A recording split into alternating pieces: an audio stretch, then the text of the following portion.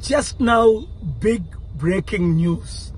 Truth came out from Prime Minister Modi speaking through his leadership in Canada that Trump did not get involved in stopping Pakistan war. I told you that day when Trump tweeted, Trump had nothing to do. He falsely claims somebody else's success.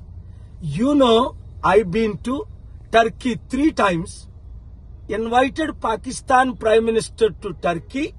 Turkey President, thanks to Erdogan, President of Turkey, God used me to pray and do my little part to convince the Pakistani Prime Minister and leadership.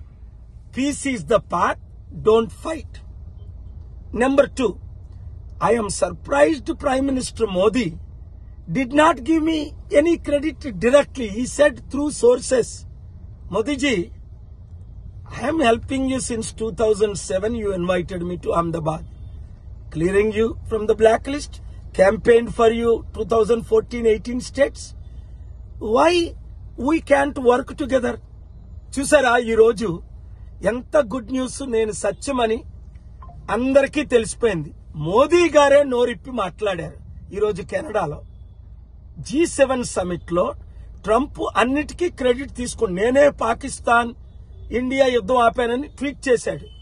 అప్పుడు దాకా నేను Pakistan prime minister Turkey పిలవడం, Turkey president నా friend Erdogan ద్వారా Pakistan prime minister ఒప్పించడం, Ukraine president Turkey రావడం, 3 సార్లు నేను టర్కీ వెళ్ళడం, రాత్రి పగలు ప్రార్థనాపూర్వకంగా నాకున్న చిన్న దేవుని టాలెంట్ తో నా హెల్ప్ నేను చేశాను.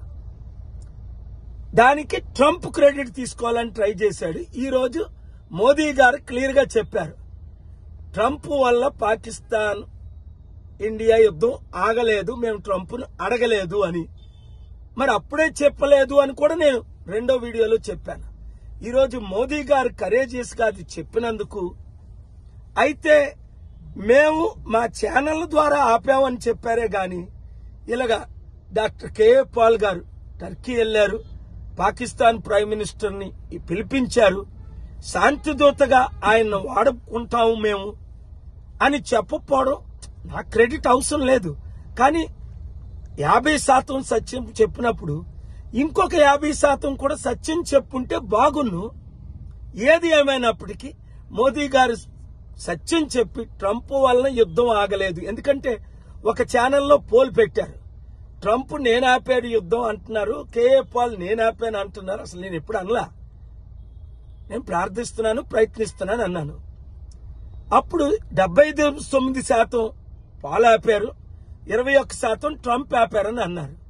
కానీ ఇప్పుడు 100% ట్రంప్ ఆపలేదు అంటే మీ ప్రార్థనలు, మీడియా వారి ద్వారా మీరు చేసిన కృషి, అలాగే నాకు దేవుడిచ్చిన అవకాశం, టర్కీ ప్రెసిడెంట్ ద్వారా పాకిస్తాన్ ప్రైమ్ మినిస్టర్ కన్విన్స్ చేయడం, ఇప్పుడు ఇజ్రాయెల్ ఇరాన్ యుద్ధం ఆపడానికి ప్రయత్నాల్లో ఉన్నాం. దాని గురించి కూడా ప్రార్థించండి. మనం అందరం కలిసి పార్టీలకు అతీతంగా పనిచేద్దాం, యుద్ధాలు ఆపుదాం, శాంతిని తీసుకొద్దాం. Thank you. Share this video.